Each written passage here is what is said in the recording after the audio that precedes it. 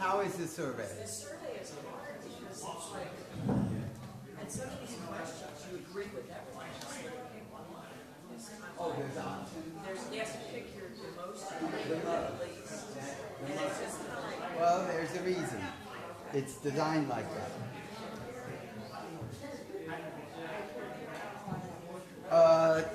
Barbara, they ring the bell. They ring the bell to announce the beginning, usually.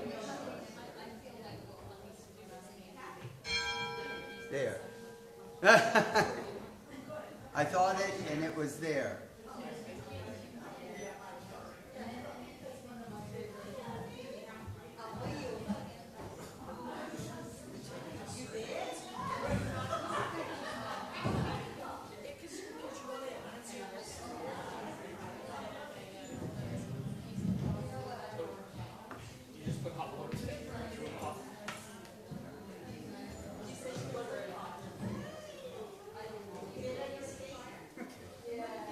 That can be seen. What we just need.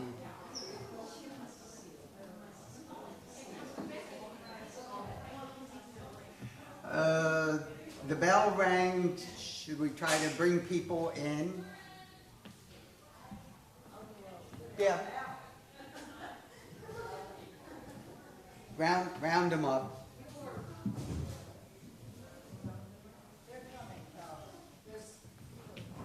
That's fine.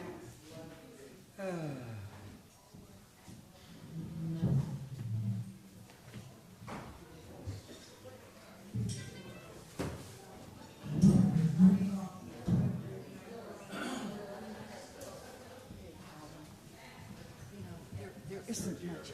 Oh, it's just not in the door, too. Okay. The door. I mean, I don't, sometimes I think it's the thing.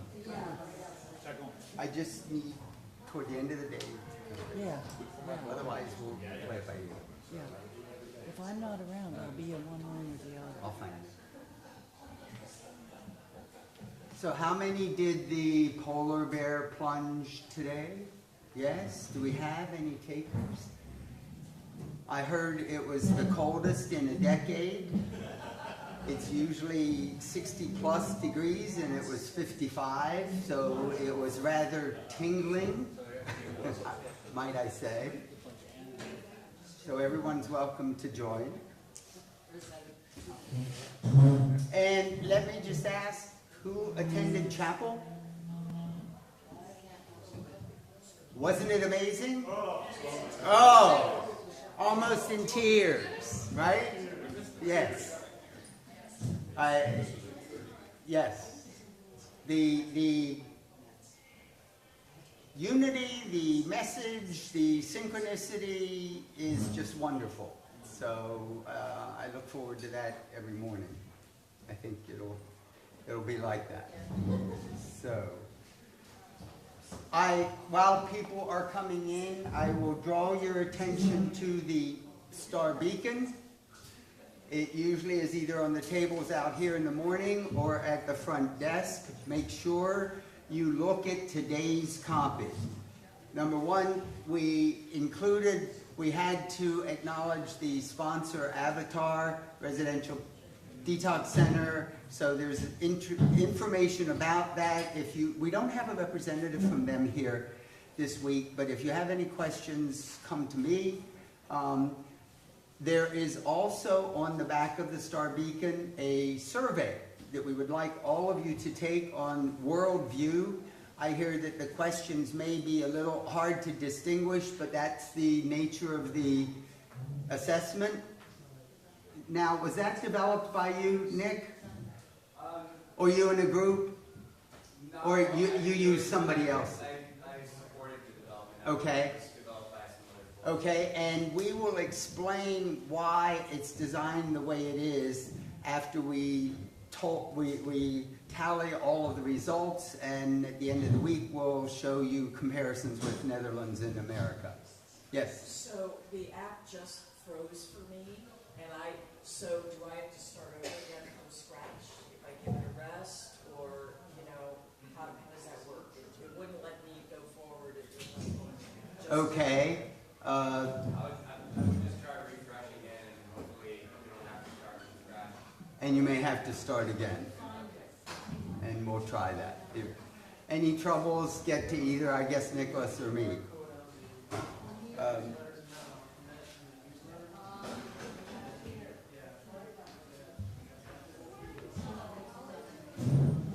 So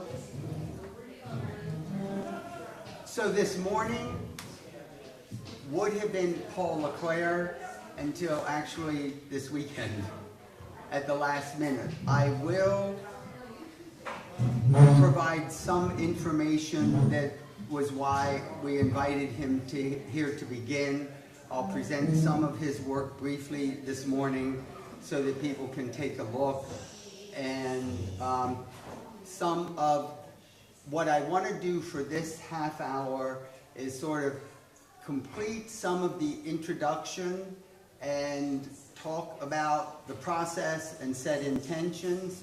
But what I want first is for everybody to stand.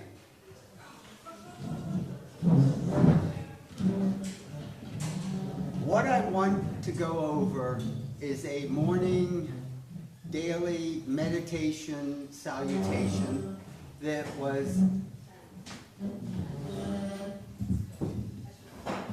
goes under the title of the Body Prayer by Julian of Norwich, a 14th century Christian mystic. And it is simple, it is short, and it basically sets the stage for what we want. So let me show you. I may have to talk loud instead. Okay. There are 4 poses. So put your hands out like this, and I'm going to have to read it. This is await, allow, accept, and attend. Await God's presence however it may come to you. Now, however the word God means, the language, it's whatever the source and presence is. Now, your arms out, open up, palms forward. Allow a sense of God's presence to come or not and be what is. Okay? And now, cup your hands, bring them to your heart. Accept as a gift whatever comes or does not come. Accept that you don't know everything and that you are not in charge. You're not mad. And accept whatever the presence provides. And then open, attend. Attend to what you are called to. Willing to be present and be God's love in the world, however God calls you to. So I want us to do this 3 times. And every morning I would suggest, because for me, and you'll see how this fits in with what I'm going to be presenting. So, await, allow the presence, accept whatever comes, and attend and give it out. Await for the connection and the presence. Allow, accept, and attend.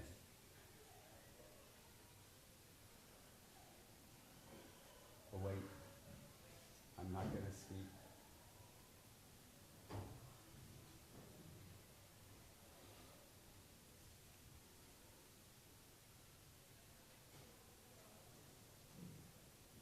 Very good.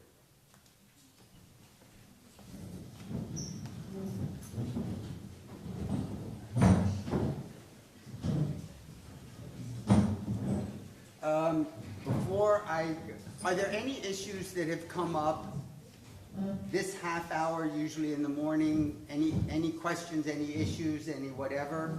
If not, let me go forward and introduce Paul LeClaire is an attorney.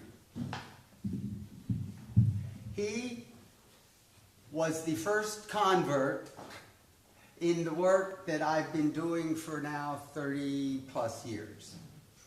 And it was a single moment in 1997 that he remembers and changed his life.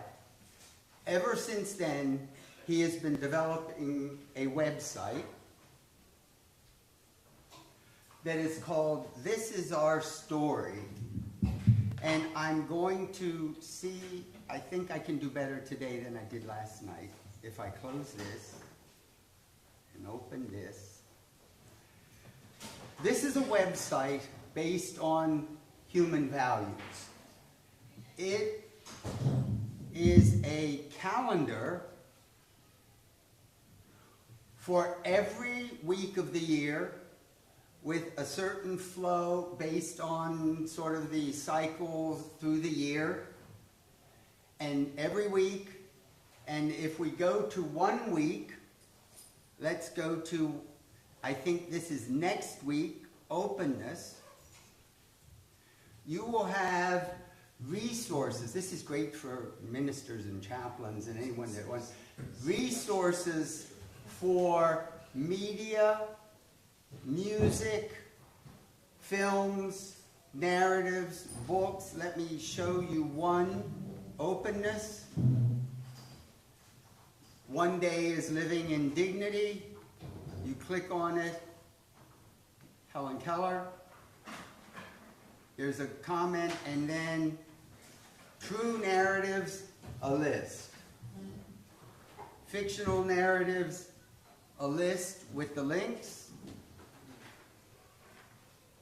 From the dark side, he has poetry, music, composers, and whatever he does. This has been going on for 20 years. He has thousands. It would take almost 10 years to open and listen to every link. And it is based on the work through the Human Faith Project, which I'll talk about, but it is based on values. Let me go back one more. Again, this is our story.net. And what Paul was planning to do, actually let me open this one. Let's start with open-minded.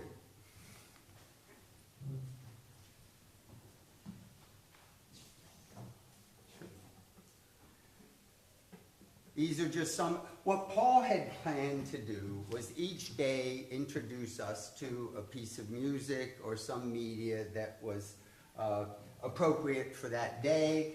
However, I think with the chapel services, we're totally set for each day. So this is just to introduce you to his work. It's a wonderful resource for anyone that is focused on values and media, and it's just enormous. So let me close that, and I believe I have to restart this. Will his work be available or shared in some way? Will his work be shared on email or? If you go to his website, thisisourstory.net, it's all there. Okay? There's nothing, yeah, that's the best place to go. Actually, this is not what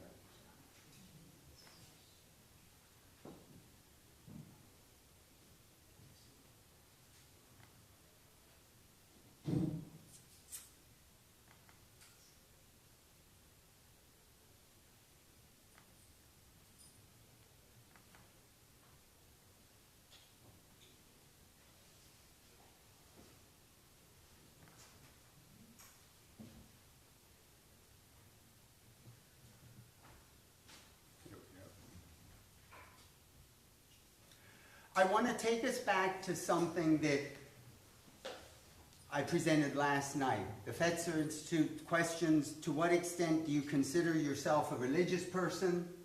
To what extent do you consider yourself a spiritual person?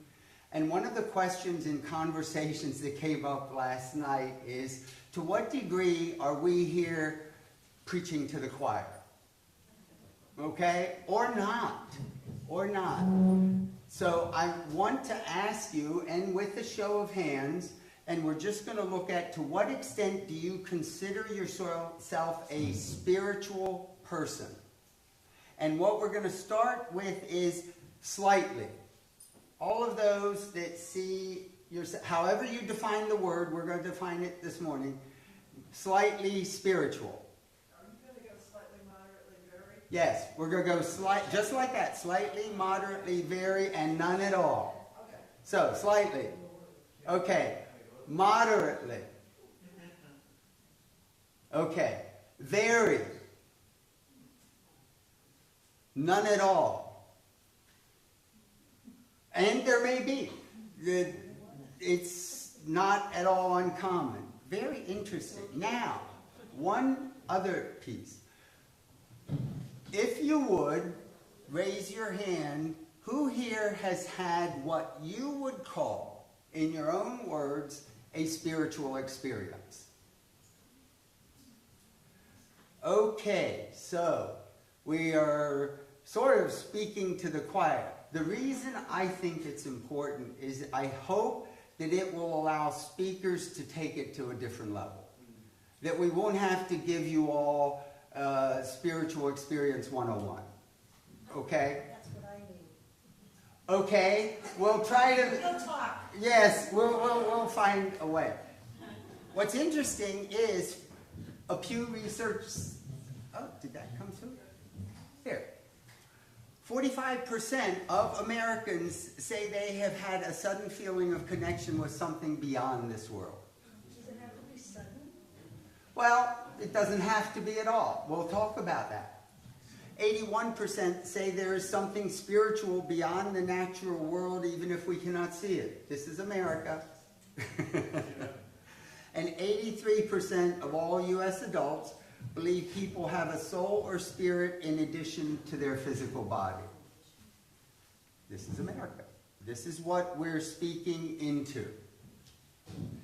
So what we want to do, one of the things in all of these spiritual practices that seems to be important is what we call setting intentions. So each morning I want us to look at setting intentions. And what we mean, it is a consciously choosing what we want to experience and create in our life. Today, what I would like to do is have you take a few moments and look at what are your intentions, or what is your intention for this week. Where would you, in your greatest imagination and vision, want to be by Sunday as we go back to Portsmouth? Okay?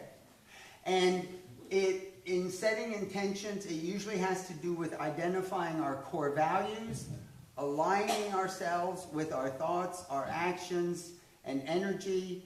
And unlike goals, which are outcome focused, intentions are more about the journey and how you want to be. Okay. And what we will look at is what gets in the way of who and what we want to be. Because there's a power that we can tap into, that we can release, that it's almost magical. We'll see that you can get there. And it's often beyond imagination. Okay? So, I want you to take a couple minutes, and it makes a difference when we at least verbalize our intentions to someone else, so we can maybe not back out as easily. So, I want you to turn to a neighbor or grab someone and share your intention for the week. And then I will ask a few people to share so that we can just get a look at what is this practice? What does it mean? Okay? So, if there's 3 here at a table, do it as a threesome. Okay? And just put it into words and let's look at how that occurs.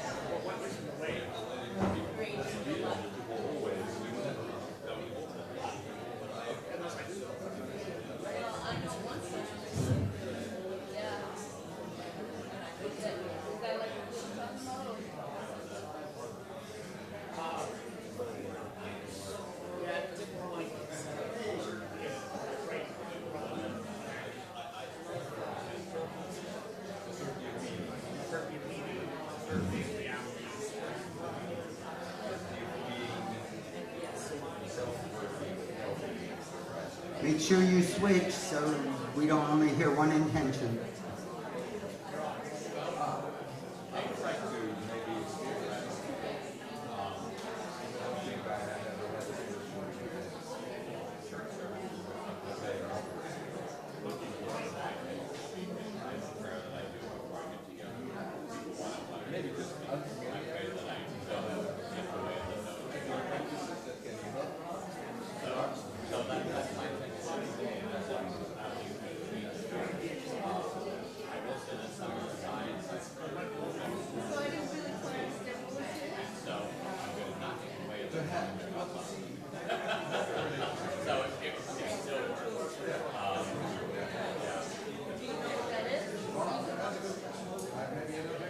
I'll give you another couple minutes just to make sure everybody gets to share.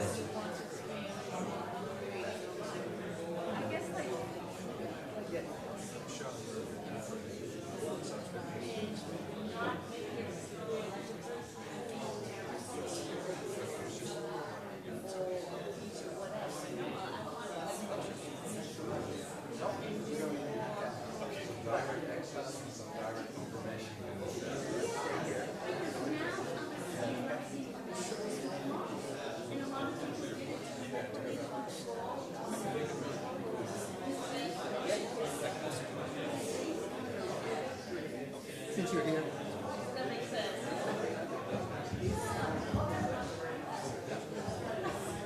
Okay, see if you can bring it to a close.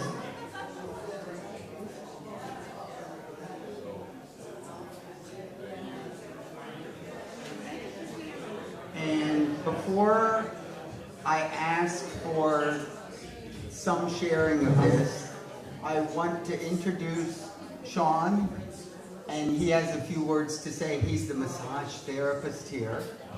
So we didn't really introduce him last night.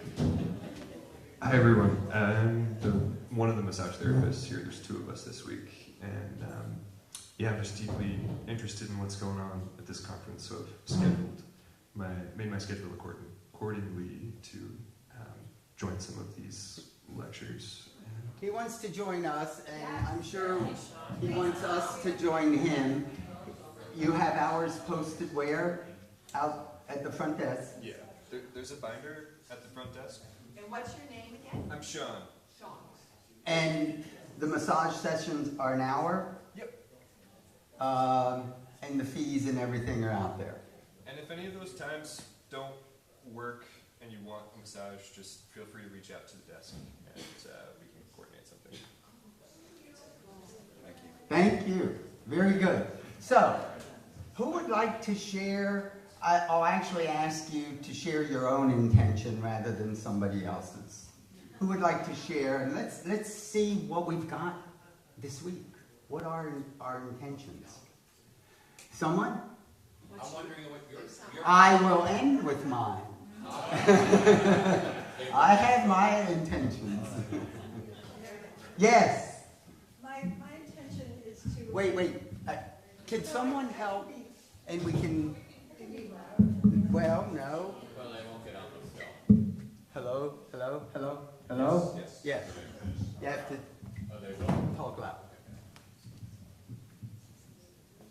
My intention is to understand the distinction between a spiritual experience and an emotional experience, and to understand what these words that we bandy about so easily, spirit, sacred, etc., what they mean. I don't know what they mean. That great intentions. Wonderful. Who would, back in the back, Abby?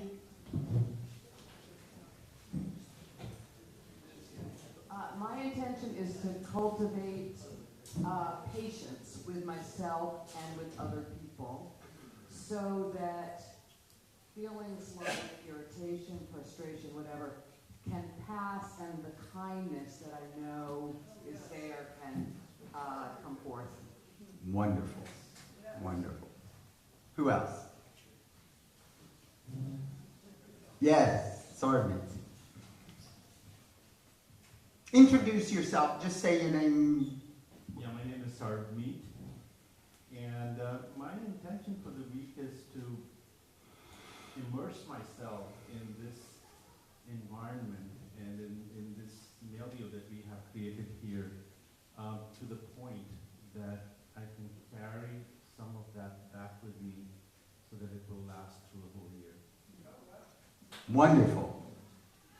I hope that's a common intention for us. Who else?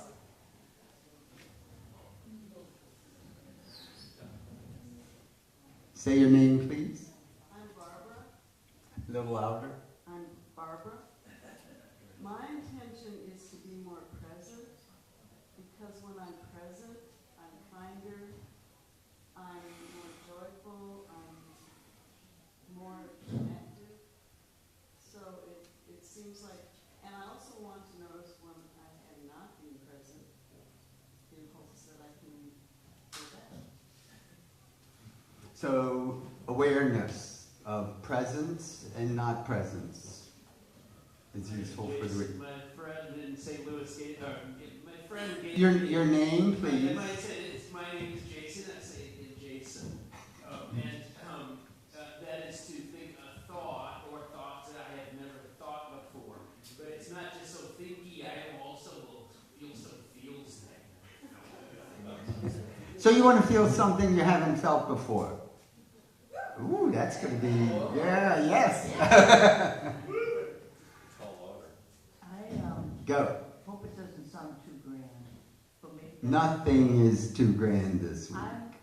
I have started a process of hoping to be, I'm from the Christian tradition, and I think I'm still pretty embedded in the dominance model of the creation is for our use.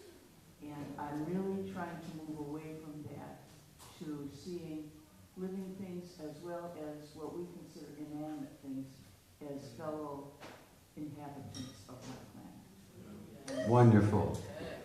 We'll have quite a few topics about that and how do we really embrace us and our connection to everything and make it sustainable. Yes. Go. Name? Hello? Yes. Yeah, Mark Cooperage. I would like to stop feeling like I'm an imposter. I want to stop defining life in terms of what I'm not or what I can't do. And I'm just so tired of it. And it's taking all my energy. And the bottom line, I need to figure out how I am and what I be. Wonderful. Okay. I'm one more. Yes. Oh yes, Jessica. Oh no. Go ahead. Go. Two more. You have to speak close. Closer. Yes. Okay, yeah.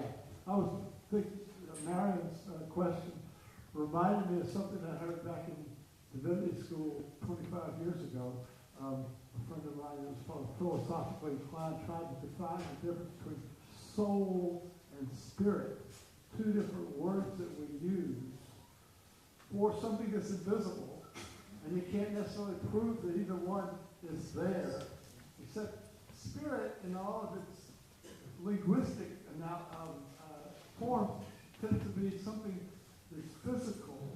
If you come across a body lying in the woods, the first thing you do is check for a pulse or a breath to see that the spirit is there. But soul is more like the essence of something, like Plato would say, the essence of a person may be the soul, and the soul may be immortal, spirit would not be immortal.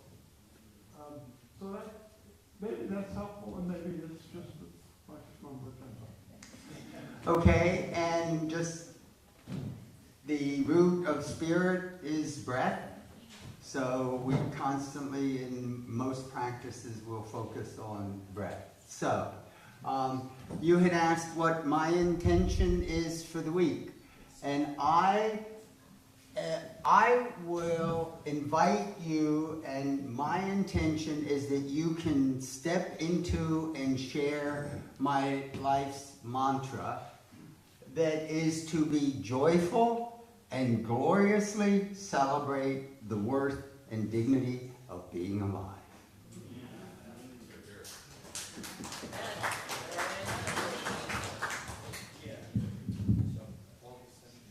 So, let me move on to my presentation.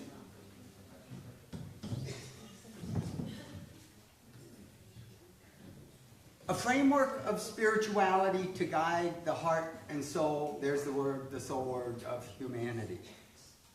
And I'm going to begin with a personal story of an experience that changed my life's direction. I was in my psychiatric residency at Bellevue Psychiatric Hospital in New York City, and I was also in a psychoanalysis. And one night, I suddenly wake up in a panic. I'm having trouble breathing, I'm sweating, my heart is racing, and I had just been dreaming of this horde of women, half naked, naked, frenzied and chaotically chasing me. It was not good. I was in a panic. So I calm down and go to bed. The next morning, I wake up and I am paranoid. I'm going to be killed that day. Absolutely convinced. I had to go to work. I tell people, I probably said nothing more than hello and see you next week to my clients in order for me to get uptown to speak and meet with my analyst.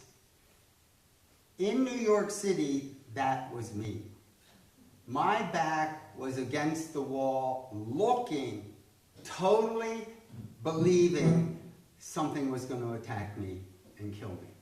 And my analyst would have a camera in his office to record it, and he would call the police, and I would be admitted to Bellevue with my first episode of psychosis.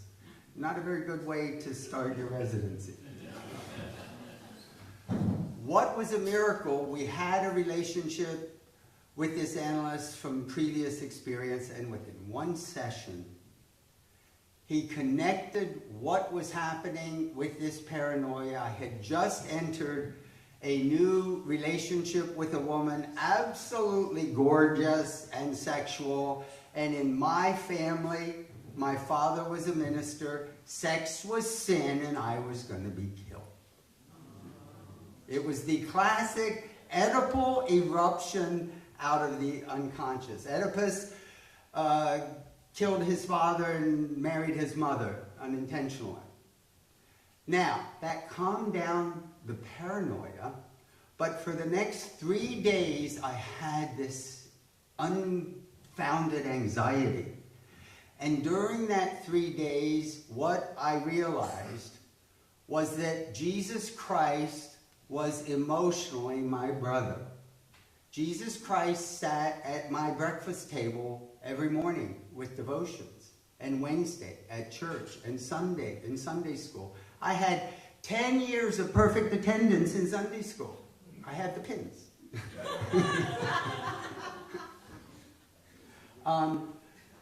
And what I realized was I had just died and gone to hell for 3 days and rose again and was a new person.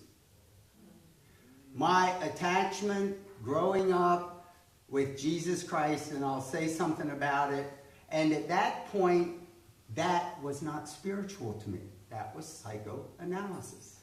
That was psychological. So that the spiritual part didn't really come in yet. Now, oh, I'm supposed, no, I'm not.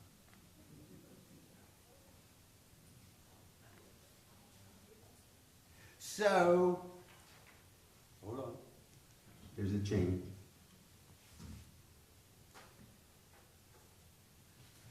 Sigmund Freud became my idol, so I wear my Freud glasses. And it may have been taken a little too far, I will admit.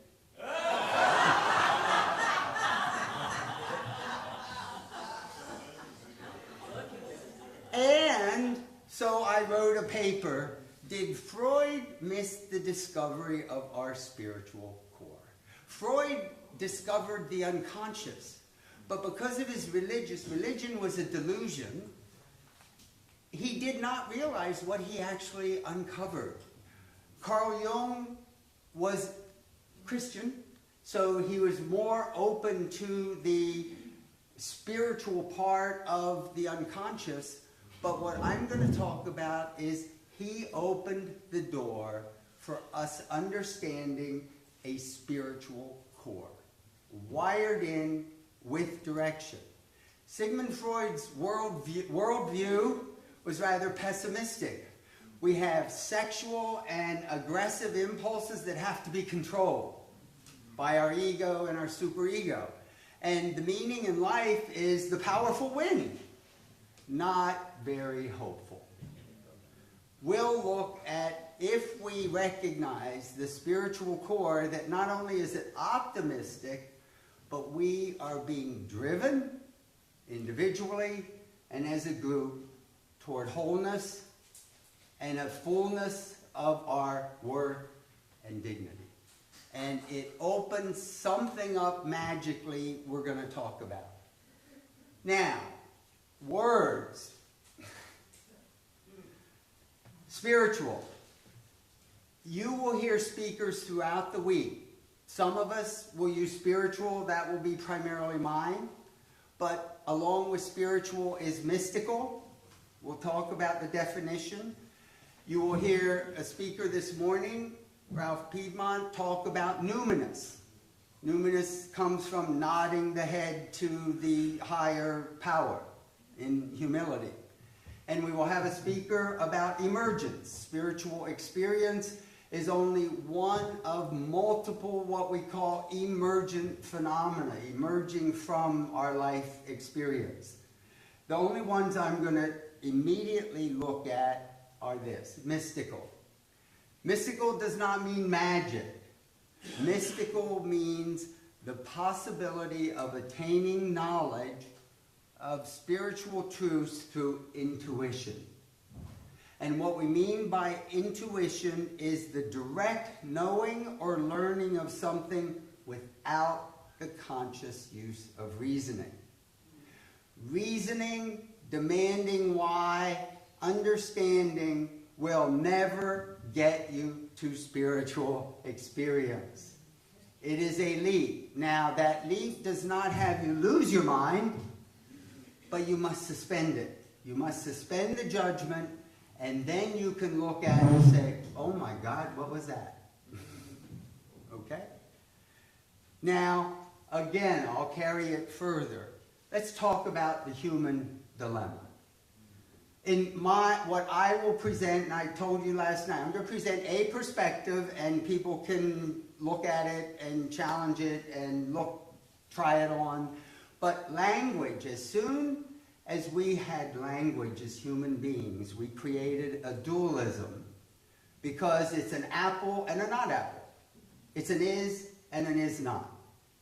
There's a problem in doing that, because you then must bring in judgment. As soon as we can put a word, we have to judge what is and what is not. We have to compare is and is not. Once our language did that and judged and compared, we now have to create number. How many is's? How many is nots? Number leads to relationships. What's the relationship between the is's or the is's and the is nots? And that's where reason was demanded. It was demanded. Once we do that, we now have logic. What is the logical, reasonable relationship between the is's and the is nots? And we now have mathematics. That is where we go. I know, you love it. And along the way, we organize and classify. And once we classify, we have relationships between classes. Now, yeah, and I'm going to use that and come back to that, but we were forced with our cortex to create dualism, but it appears that dualism may be our downfall if we don't acknowledge it and transcend it. So a large part of what we hope to do is transcend that judgmental, dualistic thinking into another experience, and in some ways another world. And let me, a quote.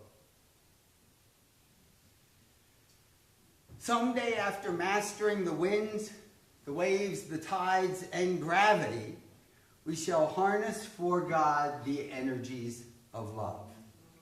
And then, for a second time in the history of the world, man will have discovered fire. Teilhard de Chardin.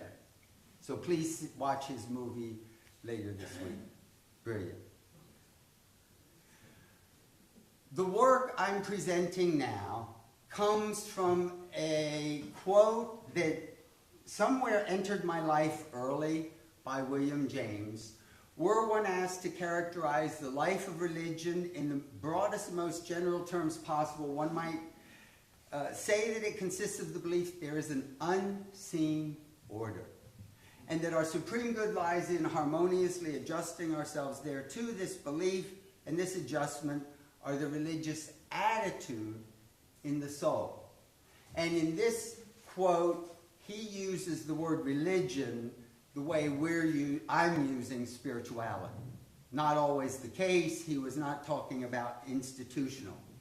And he said there are four main characteristics. It is ineffable. It is hard to put into words. It is noetic. It has a revelatory quality to the experience. It is short, transient, and passive, which we'll challenge, I hope, this week. Now, what do we mean by an unseen order? For all of history, there was an unseen order in the objective world until Sir Isaac Newton identified the order of the laws of gravitation and motion. Okay? There is an unseen order in subjective internal experience that I'm going to be describing as the framework of spirituality. And it's that search for that unseen order that has driven most of this work. So let me help you with at least my perspective with what do we mean by spiritual experience. We've given examples. We try to give definitions. So I have used a functional definition for many years, and I'll explain why. That spirituality is the quality of the relationship to whomever or whatever is most important or supreme in life. Why do I find this useful? Number one, it is a quality. A quality is real, but hard to put into words. Try to put the quality of soft into words. That's what makes it so ineffable. And when we say, oh, I can't put it into words, well, that doesn't make it real. Not true. It is also not a thing. It is a relationship. It is a relationship to whatever is most important, supreme. It may be God, the divine, the higher self, the universe. If you're a Star Wars fan, it may be the Force. It may be nature, whatever. That's our search. And when we open to spiritual experience, some of the qualities that are mostly common,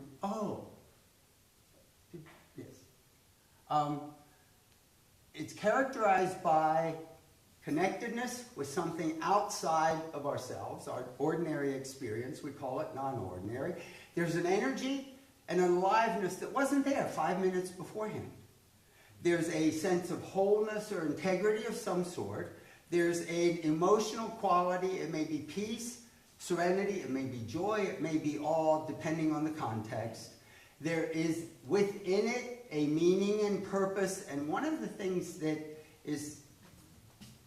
Just checking your mic, I'm sorry. Is this not working? You're good. One of the things that we really don't understand is that when this spiritual core opens, there is a certitude that this is more real than real. There is a truth here that is more important than my daily experience. We don't understand that yet.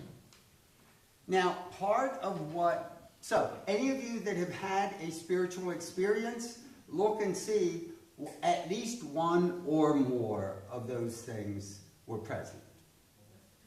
Okay? Now, let me say something about the process of being human.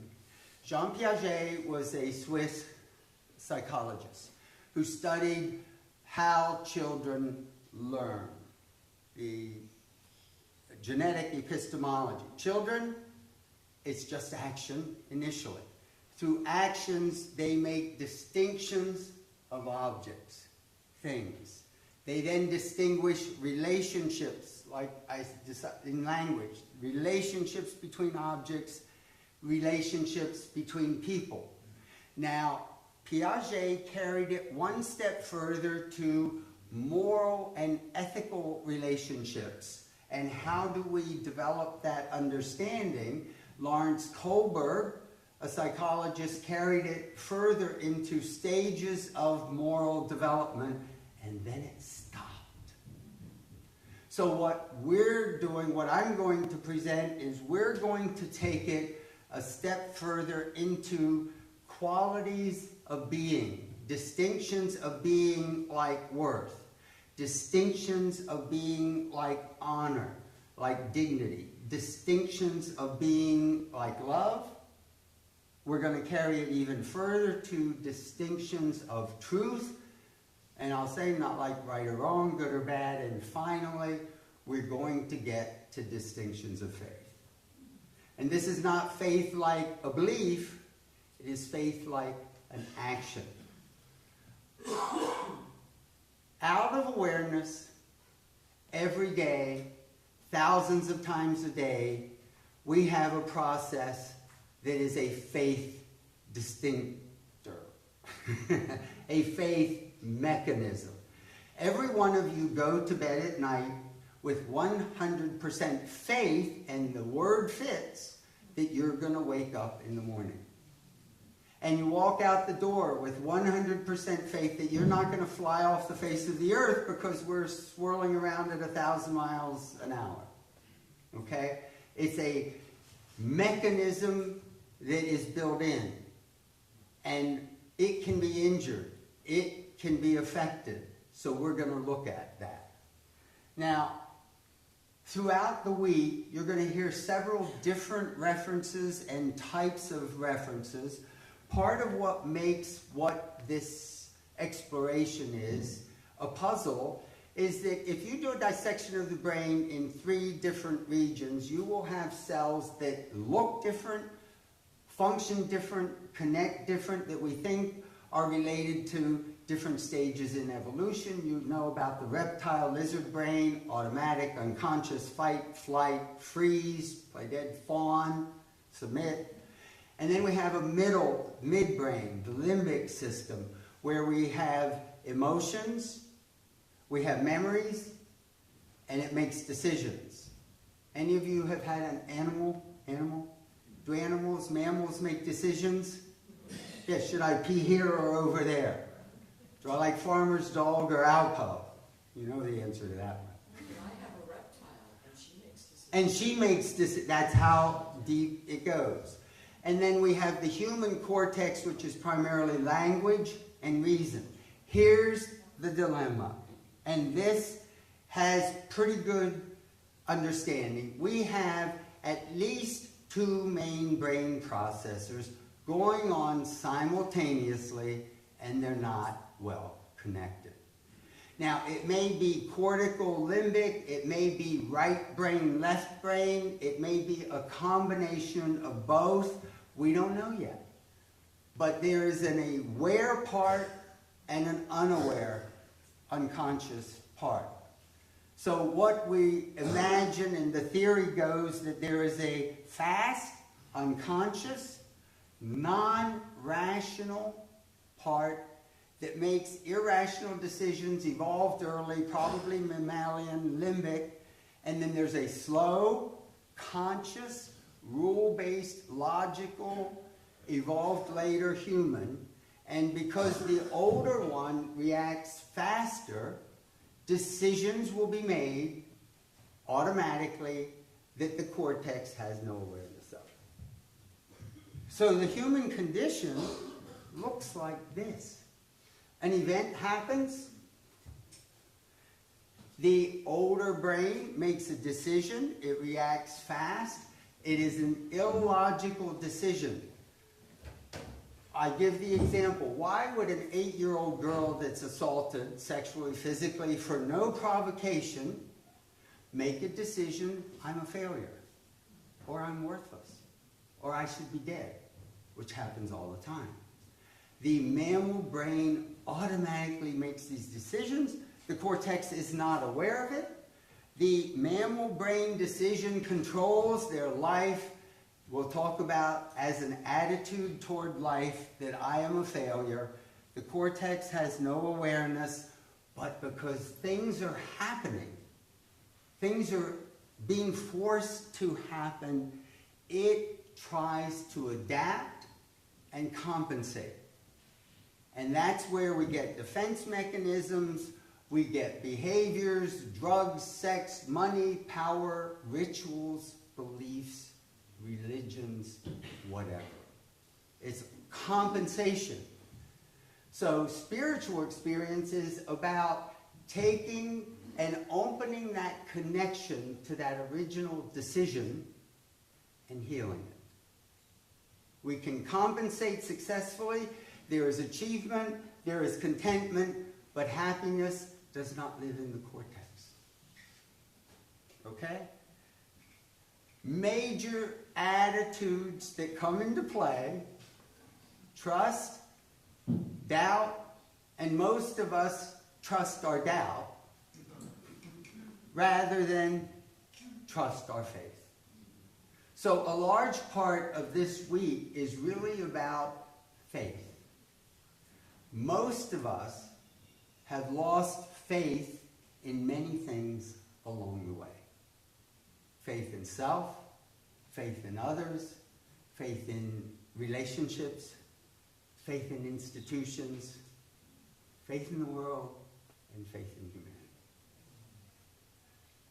The spiritual experience is about reconnecting with that faith that's universal, that's fundamental. Now, I shared how my journey sort of began and took a different direction. Let me share my journey, because each one of us is on a similar journey. I was raised in a small town. My father was a minister. Both my grandparents were ministers. This was his church, the United Church of Christ. It had 1,200 people, 4 Protestant churches, 1 Catholic church, and 50% of the town was Catholic. So the Protestants were minimal. But it was also the town where Catholicism's first American-born saint, Elizabeth Ann Seton, came from New York to Baltimore, and in the middle of nowhere, set up the first parochial school in America and taught Latin and dance to these country people. And it affected all of our town's living up until I'm there. And of course, I rebelled against my religious tradition because God was dead. There was a specific moment, I know the day, it was Vietnam, on the screen. How can there be a God if this is going on? There must not be a God.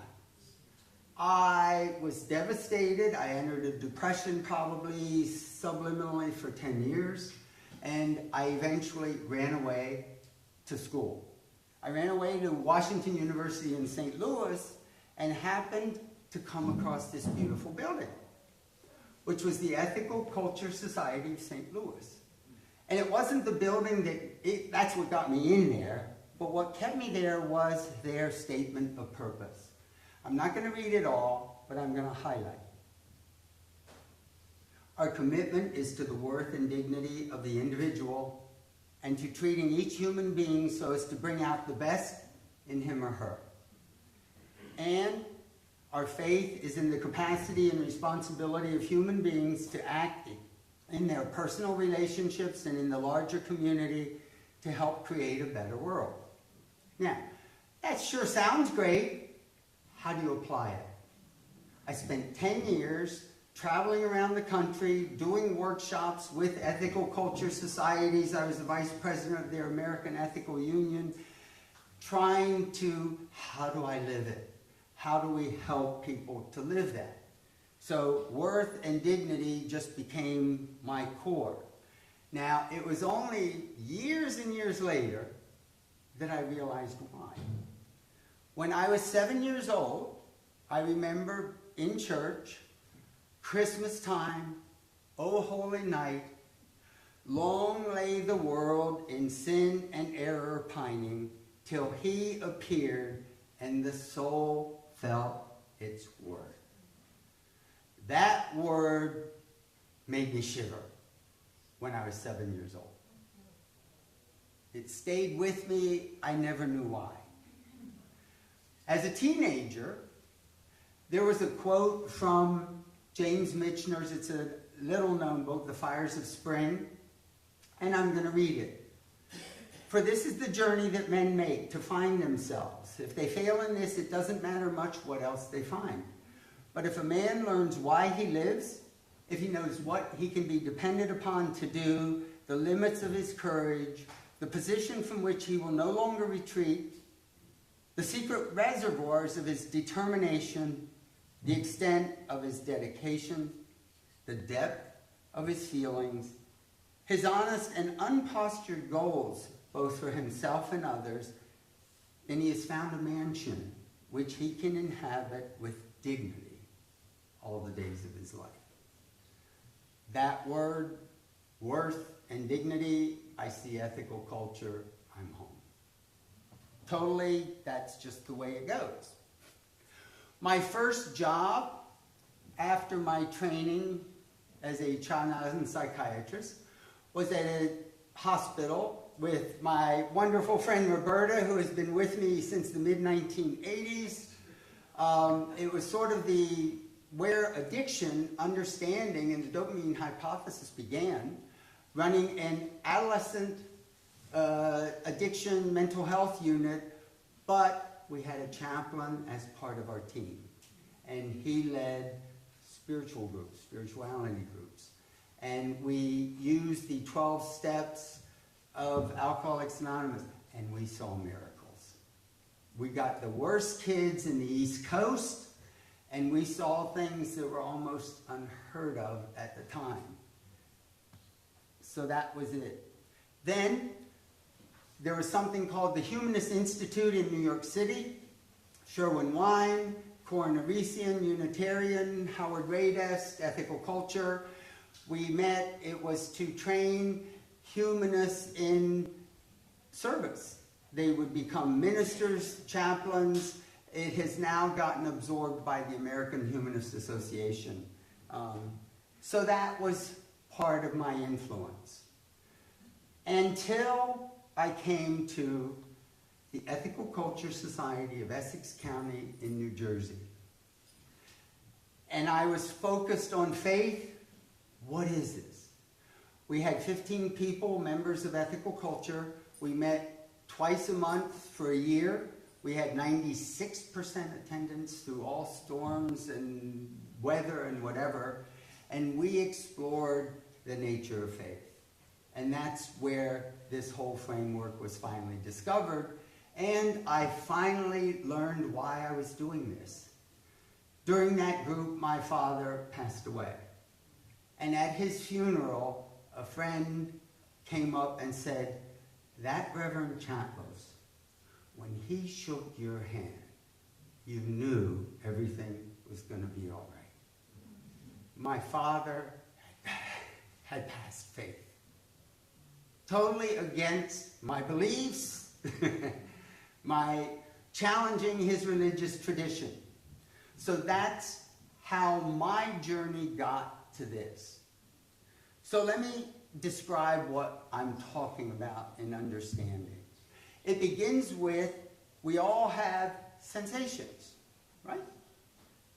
And a next level of understanding are perceptions. We have thoughts, we have feelings, and we do things. Okay? A next level is conceptions. 3 of the most valuable we speak of are beliefs, values, and habits. This is the religious identity. All of your discussions about religions, you will have beliefs, you will talk about values, you will talk about habits or practices, and there's a problem that traps us. I spent 15 years in interminable arguments about religion. Okay? Before I realized that I really should be in another domain than religion. The reason is this: if you look at the word beliefs, it captures in colloquial use only 2 of the 3 parts of experience. It's a thought and a feeling. Someone can have a belief in the equality of all people and be a racist and be prejudiced. There's an explicit belief and an implicit action. Values. Someone can value taking care of other people at the expense of themselves. That's a thinking and a doing. It's egocentric until someone hits them with the emotional sacrifices, and then all hell breaks loose.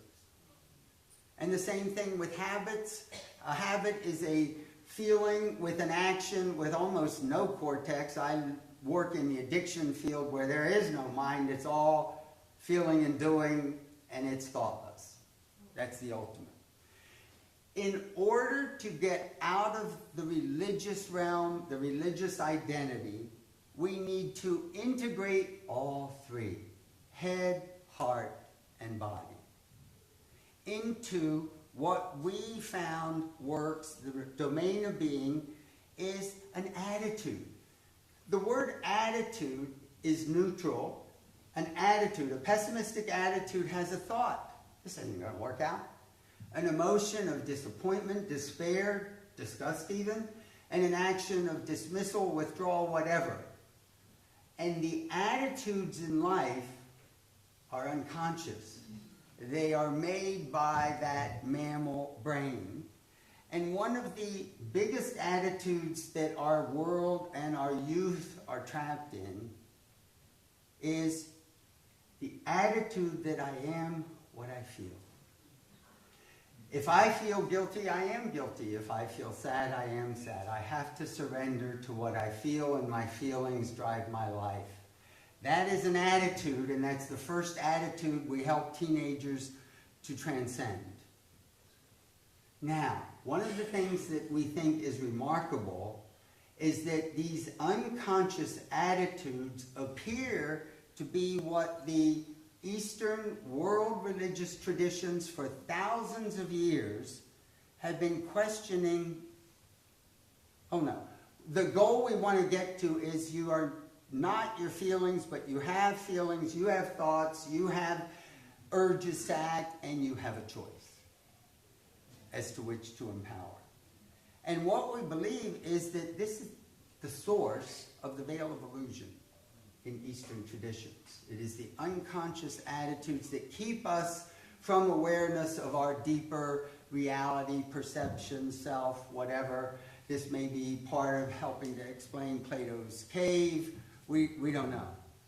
So this is what we do. Now, when we looked at these unconscious attitudes, many, if not most of our attitudes that are important, that are supreme to our well-being, come from empowering or injuring our self-worth and dignity. And so what do we mean by that? Let me operationalize it. We had to operationalize it, and we begin with definitions. The definition of worth, that quality, again, quality, ineffable, of a person or thing that lends importance, value, merit, measurable by the esteem in which the person or thing is held. So in each one of these domains, there is feeling, self-esteem, we know that. Self-confidence, the thought of what we can do. Self-competence, the action, self-efficacy. Each one of these has been psychologically defined and measurable and done research, and we now know that this develops over time. Babies do self-competence 1 to 2 years with the expansion of emotions, especially when we start by saying no. And all the emotional reaction is where self-esteem, our brains myelinate between the ages of 5 and 7, so we now can think, I have confidence to do something, and only our capacity for the experience of self-worth matures pre-adolescent. What we've learned is that shame is not a feeling. Shame is the total being reaction of being unworthy. Damaged our self-worth. So let's go to dignity. Now, here's the power of this. Everywhere in the world, and I've looked, dignity is used as a noun. Something we have dignity. Everywhere. I've looked. If we look at dignity from the definition, dignity is the quality of being worthy of esteem or honor. Worth is not the same as dignity, but they are related even by definition. Dignity is about honor. And if we look at what do we honor most about being human, in the area of thinking, it's reason, beginning with our capacity to make choices. Expanding socially, we learn from our reasoned experience and eventually wisdom. In the domain of feeling, what we honor most, according to the Dalai Lama at least, is compassion, beginning with empathy. Because of language and our ability to communicate, I don't know how many of you are aware of mirror neurons? Mirror neurons? We have special neurons. Most brain cells, if you do something, some react. If I do something, another set react. Mirror neurons, when you do something, mine react. And I'm going to demonstrate. I want you to just pay attention to your body. And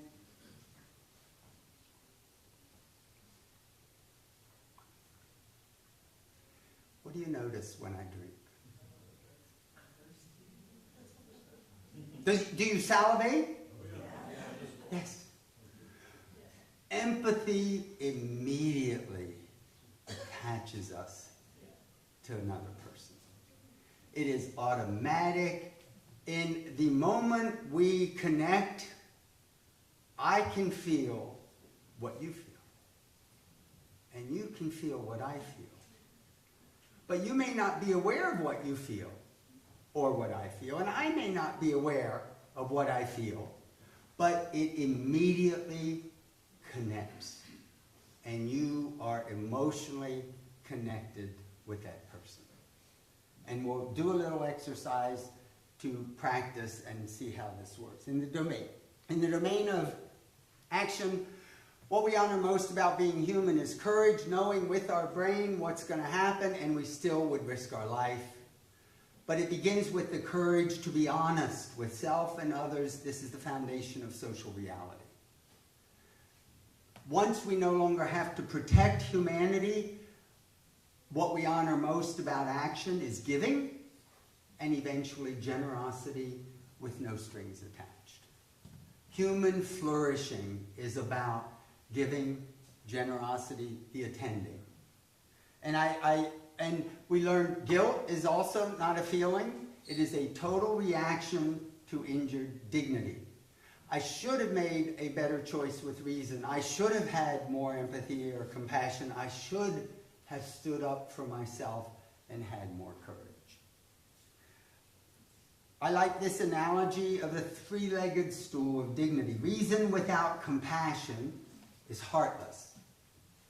Compassion without reason is directionless. And reason and compassion without courage is feckless. It's useless. We spend our time, what the answer is reason. What the answer is compassion. What the answer is dignity. It's the wholeness of being human that we honor most, that is most important and supreme. Now, so what? Why is that important? What we learned, and this was totally an accident, when we empowered the injuries to self-worth and dignity, something happened.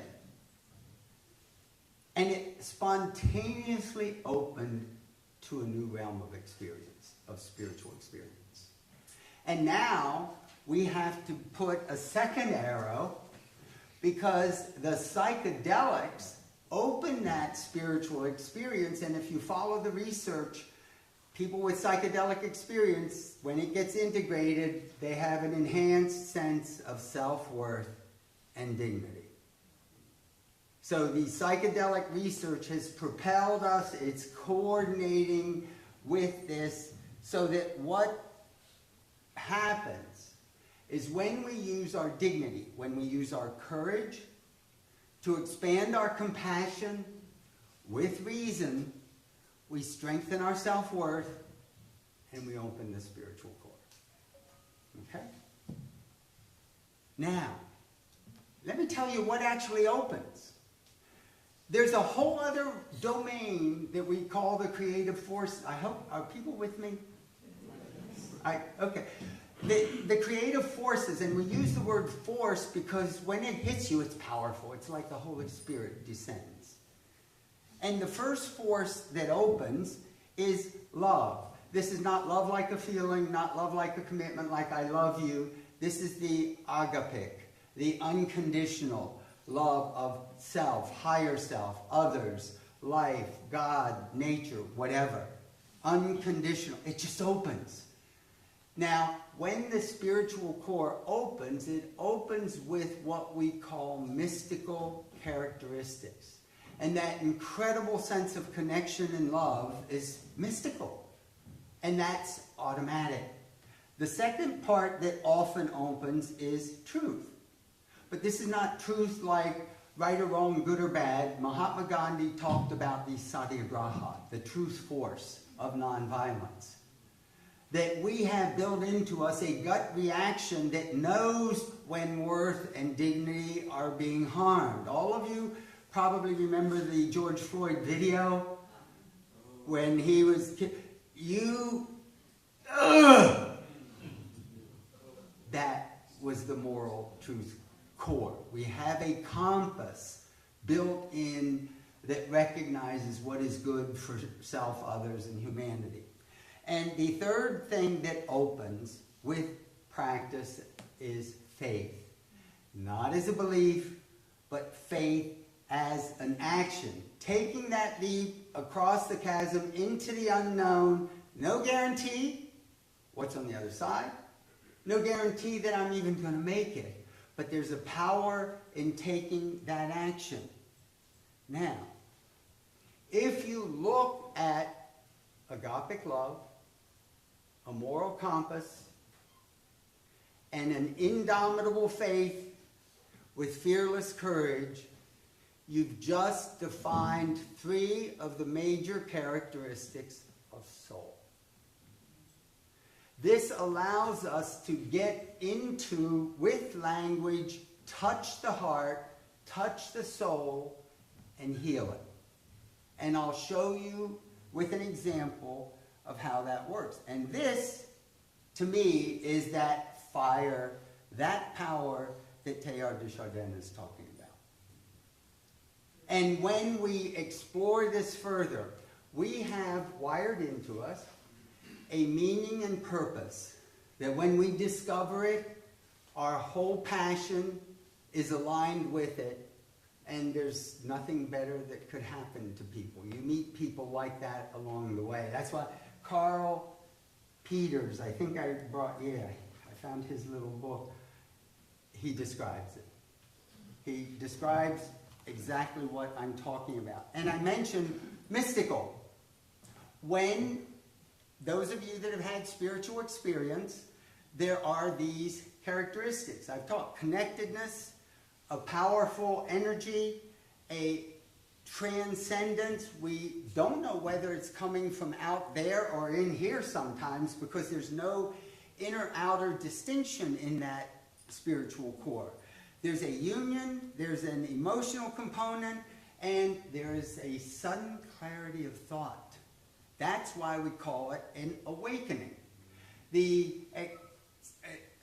discoverer of a neuroscience focus I'm going to talk about describes the source of creativity. The spiritual core appears to be the source of our creativity. There is that certitude of reality and truth I mentioned. There is a gratitude. And those of you that have had spiritual experience have probably had synchronicities. Synchronicities where suddenly I'm struggling with something and the book shows up on the table that's the answer. I turn on the radio, I'm in a struggled relationship, I don't know what to do, and I turn on the 50 Ways to Leave Your Lover.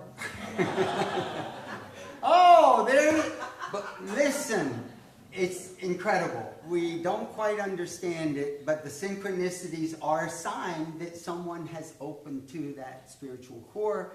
It's revelatory, and this is where the happiness, the joy, and the bliss. So here's how it all works.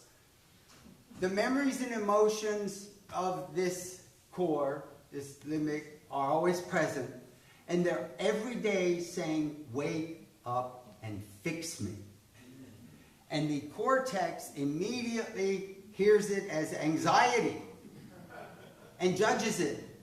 And it's too much, I can't handle it. It's not good for me. I'm going to cry too much. I'm afraid. And suppresses it. When we use whatever techniques, music, rhythm, chanting, meditation, mindful awareness, and we can bring that and allow it to come up without judgment. Judgment has to be suspended because that's who we are, good or bad, however, painful or not.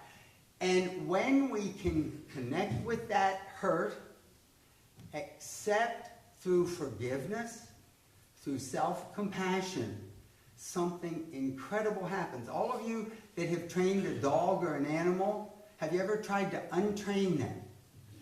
You train them with a treat and they keep doing it again. You untrain them by you don't give them the treat, and eventually it extinguishes. The suffering of our experiences extinguishes when we stop judging it, when we accept it, when we forgive ourselves for that immature decision. The brain deconditions, and the suffering is not there. The memories are always there, but the suffering, the non-attachment of all of the Eastern traditions is what happens. How do we know? Gratitude and peace just open out. They pour out. We feel it. We see it. Anyone I've helped to get through this, it's automatic. And that's when we have the increased sense of self-worth and dignity. Now, that's theory. No one was listening to what I was saying for 25 years. So, I said, I need to become a scientist. I'm not a scientist, I was a clinician. I got some money, we did a pilot study with men with chronic relapsing addiction, years of incarceration, hardcore, a manualized therapy, 10 sessions over 9 weeks, and we measured mystical, spiritual, well-being, worthiness, existential connection. 14 out of 15 men personally declared they had a very strong or extreme spiritual experience. Intentionally promoted. All the measures that we measured were significant.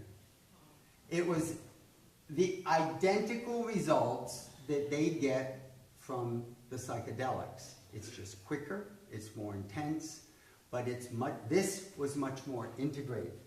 And I even have some quotes. Here's some of the quotes. At one point, my hairs on my arms stood up and I felt a total body vibration. Someone may talk about Kundalini awakening. The body wakes up as part of this mystical opening. My entire look on life changed. I feel like I'm here for a reason. These were hopeless, incarcerated men at the end of their ropes. Thoughts of calm, understanding, acceptance. I got the purpose I was looking for. I have finally found peace within. I saw it. It was miraculous, but it was understandable. And when the group did it together, it was more powerful than I could do ever one-on-one. Something happens when we get a group like this together. I don't know it. So we're encouraged. Through therapy sessions? Yeah, these were just group therapy sessions, once a week, an hour and a half, and that's what happens. But this group could do that.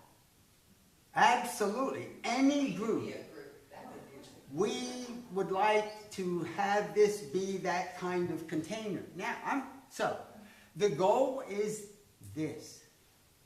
A spiritual attitude is what works. By making a commitment to empower the worth and dignity of every person, including yourself, something opens up. Now, I'm not going to really do something that opens up till Wednesday. So we're going to go through this. But we now have an understanding of where this comes from. It appears that there is a single network in the brain. It's called the default mode network. 3 parts. The medial prefrontal cortex, where attitudes and thoughts and decisions are made. The midbrain, amygdala, hippocampus, amygdala emotions, hippocampus memories, feelings, suffering. And on the other side of the brain is the parietal cortex, where our self-concept, our changed being, our rebirth, our new person can take form. This all works as a network. It is different than when the rest of the brain is on, it calms us down. So it is the prefrontal cortex. Prefrontal cortex is the thinking. Okay. The midbrain is, the limbic part is the amygdala, hippocampus, and the precuneus, where emotions, memories occur. And then the parietal lobe is where that self-concept, the new self-concept, and the transformative experience occurs. And the discoverer of this, it's called the Default Mode Network. You'll hear about it from other speakers this week. The discoverer says this is the source of our human creativity. It is amazing. So, going back to my idol Freud, with my glasses, Freudian, there's conscious, there's preconscious, unconscious, there's Jungian, collective unconscious. Well, what we're using it is that there are the veil of illusion, attitudes, defense mechanisms that get in the way of our injured self-worth and dignity. And when we heal that, the entire under the water is our spiritual core. Holotropic, driving toward wholeness, driving toward self-worth, human dignity, a unity of self, a unity of humanity. So that becomes the framework of spirituality. Now, in the last 2-3 minutes, okay, I want to quickly, I want you to turn to a partner. I need actually 3 of you if you're at a table, and face each other. Look at each other. And I'm going to go through how this can be done in reality. It's not rocket science. So, just listen. You're sitting there, you have thoughts, you have feelings, you have urges to do something, but you have a choice. Okay? As soon as you face someone, you feel what they feel. They feel what you feel, whether you're aware of any of it or not. It is, are we aware or unaware? When you stay with that connection, you'll see attitudes. There are attitudes that are present that keep you from truly connecting your heart, your soul, your love with that person. When you can stay in the relationship and let go of the attitudes, okay? The attitudes come from injury to self-worth and dignity. I'm not as worthy as this person. They're smarter than me. They look weird. They've got a ponytail.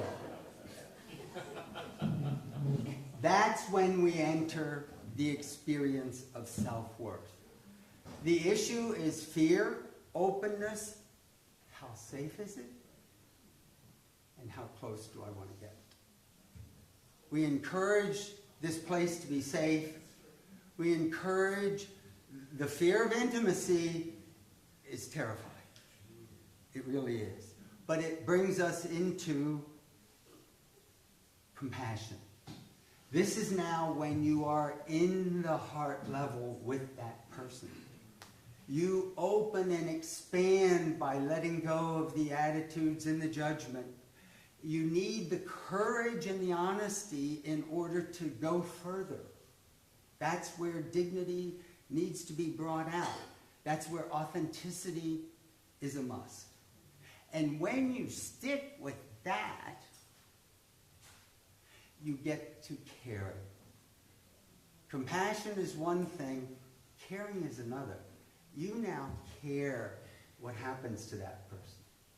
That person starts to care what happens to you. Now you can struggle.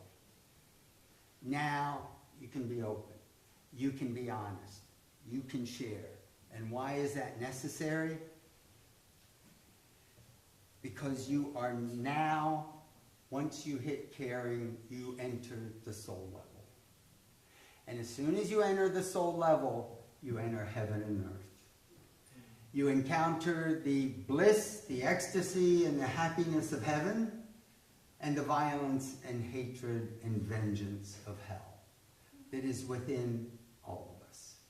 Young children can hate intensely, and if that mammal brain decides to hate the world, that decision continues until we heal it. When we do the work, the faith is what opens up. When we have self-compassion, when we have self-acceptance, and you hear the language, the religious, when we practice forgiveness.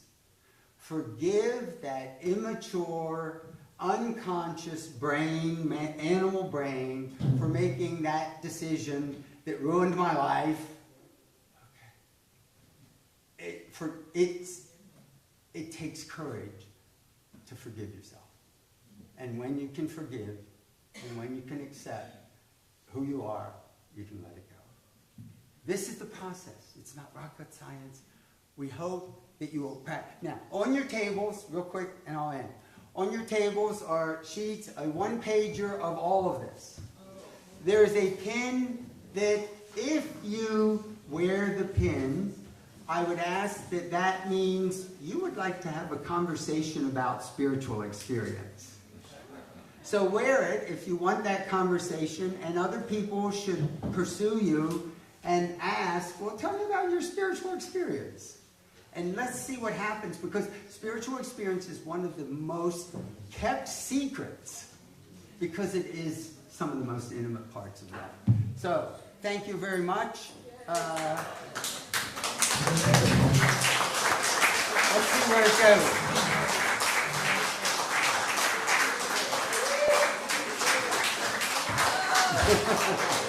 Oh, good, good. This is exciting. This is exciting.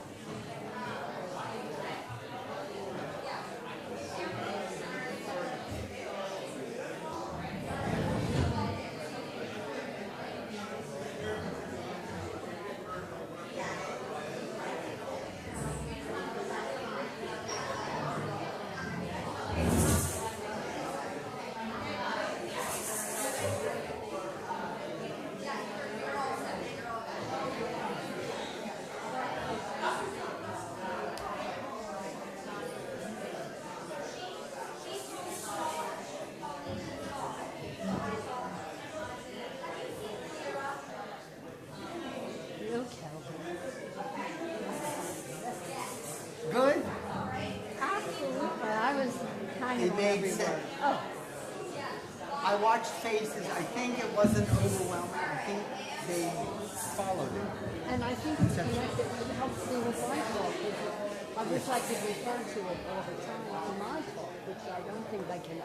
There's the cheat sheet, and you'll hear it in Okay. all the talks. Yeah, good. Pieces and pieces will be doing Wasn't it this. good? Yes. Yeah, that's what I Hello. Hello. Al. What's up? I spoke with your co-chair. Okay. I'd like to offer information sessions Sunday morning before breakfast on Wild Church, which is Wild. Wild Church, phenomenon of people who have WILD. WILD. Okay. Yep, it's the Wild Church Network. I've been through the Seminary of the Wild process, and there's been an interesting couple of books on this way of doing community, Okay. nature-based spirituality. Are you okay with doing that on Wednesday? Yep. Tomorrow is mostly grief and memorial service. Yep. Wednesday, that Whenever it's given. absolutely, and it'll fit with the topics of the day. So first thing, Wednesday morning after chapel, in the morning here. Oh, I was thinking not. Oh, not in a big. So a self-selecting group. If you're interested in it, I don't want to, Well, I'll let take you. over time. I'll let you announce it. Okay. Well, that's what I was hoping to do. Let Evan and put it in your co-chair. Put it- Suggested I Put it in the beacon. in the beacon. We don't have free time, unfortunately, but people, what I'm going to announce is during the virtual sessions, people may not be interested in tune out. There's going to be a cameraman there that they can go to. If you want to be available, that may be free time for some people. And this is Well, like this one's going to be here. All of these are virtual. So they're not having a personal speaker and people aren't as engaged usually. I was thinking a more informational question and answer kind of thing that people have had some knowledge of, but this has been in the popular media. Okay, what would you suggest? So I'm thinking 7:30 a.m. before breakfast for 45 minutes. Very short presentation, giving people an opportunity. One time? A one time. Okay. And your suggestion. Let me announce it tomorrow for Wednesday.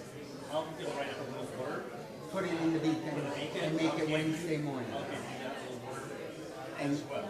and do that. Okay. Perfect. Good. Thank you for the opportunity. I'm an eco-spiritual practitioner, so my work is helping people with nature-based spiritual practice. Okay. Those 5 qualities up there, Yes. that rang out. Yeah. They're pretty close. Absolutely. They're pretty close. It's wonderful to see the direction you've come to this from. In what It's way? very different from, well, it's not a spiritual direction approach, so spiritual companioning approach, it's a psychological Yes. approach, and we were processing. Yeah. So that's new. That's a I'm trying to ground it in the psychological sciences and bring it into psychiatry. That's going to and get mental it health. later on. Yeah, because it needs it. Oh my. It sort of needs it. Oh my, yes. All success in that. So, can you give me a second? I need to make sure that. Do you need anything else? I don't want to take it. No. Anything else? Nope, Okay, thank you. good. I just need to make sure that this gets. Hello, JD? Is JD? I'm now on Zoom. Can you go in and make me host? Wait a minute, let me make sure I can claim it if I'm not on.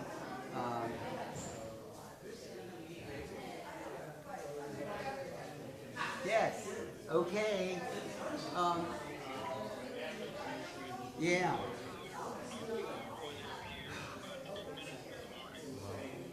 Okay. So it doesn't, I thought that it just automatically timed out at a certain point. So it wasn't that, it was a power failure. Okay. Right. Stay on, it won't time. Good. You'll stay on even if you'll stay open, whether you're on or not. Okay, we'll try it. Now I need to get Piedmont and make sure he comes out. Okay. Thank you. Piedmont is on Zoom? Yes. Wouldn't come. Well, I just wanted to acknowledge. Oh, this is good.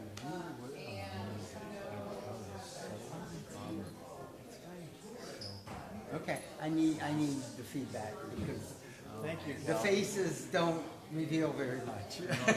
Amazing. So much into that. That's Oh exactly what I my was telling you. gosh, we were So powerful. I was so glad that you gave us this. I didn't know that you had given us this until the Yes, end. that sort of captures it so Yeah, you can. because I was taking pictures of the screen. I know. Trying to, and obviously you're getting it recorded, so it could be.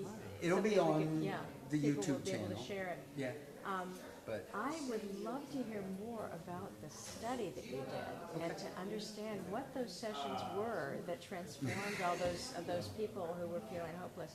But it was occurring to us as we were talking about it that people who are transformed by AA, by going through Alcoholics Anonymous, have to hit bottom first. But they don't.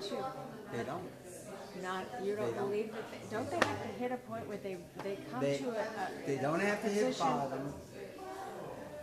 where they open themselves up to something greater than themselves, realizing that they need to open themselves up to something outside the ego. I found a way to do it because most of them have lost faith. And the loss of faith is a soul injury, and they feel it, and they hate it. So I can engage them in, you're not at bottom, you've lost faith. And your loss of faith has screwed your life. You've done things to hurt yourself. So if you're willing to dive into this, you don't have to hit bottom, but you have to look at when did you lose faith? What happened? You have to be willing to face the injury or the trauma. Yeah, the courage part. I love that. Totally It's takes. triangle. It takes courage. It takes courage. That is the key. That is the key. But that's all the key because they come in so hopeless and worthless that their courage has been knocked out of them. And then they'll start sharing what happened, that their courage got knocked out of them. And when they reconnect with the moment they lost the courage, what's amazing, when they reconnect with that kid, the moment before the loss happened, it all comes back. Yeah. So It are all they, comes back. and are they, what does it take for them to remember that moment? To get, Courage. And some to remember. therapy. But And some to therapy to too. go Yeah, through some- and go You back need because, you need a guide. because need it's that sublimated in a lot of ways. It's in And the it's unconscious, terrifying. it's forgotten. It's terrible. And It's what your therapist did for you. I've had wonderful guides along the way that none of this would have happened without them.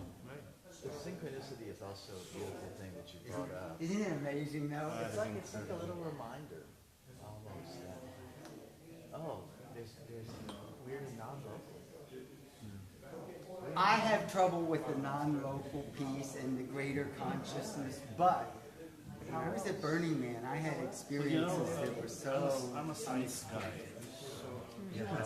So I used to have a really hard time with synchronicity, right? Because it's With him. that happened. Thank you. I need to. are you getting started? It's not that there's something new that's happening. Hello It's there. just that to notice things that you wouldn't Let have me- otherwise. great Hello there. Your experience, your spiritual experience, didn't Your create sensitivity has gotten to the point where you see things that you wouldn't have Can you speak, Ralph? Exactly. Okay. But we are insulated from them, and as You know what? Calvin pointed out, our reasoning Could you get to the prevents front us desk because we and don't ask have them any to faith at send all. I mean, I their didn't tech believe- person for this?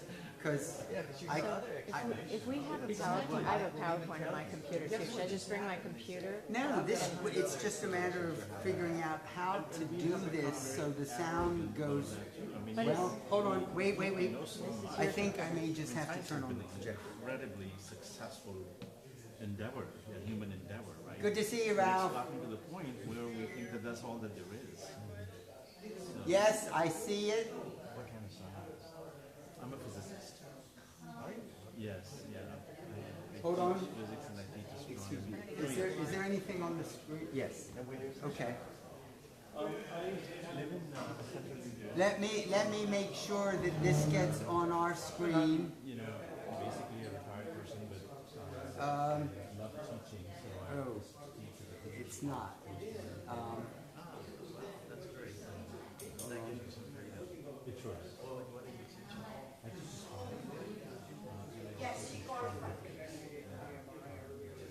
No, the HDMI is still there. I don't get the picture. I'm asking for the tech person because I'm not sure why it's not projecting. I just did a presentation. Oh, no. I probably have to cancel that.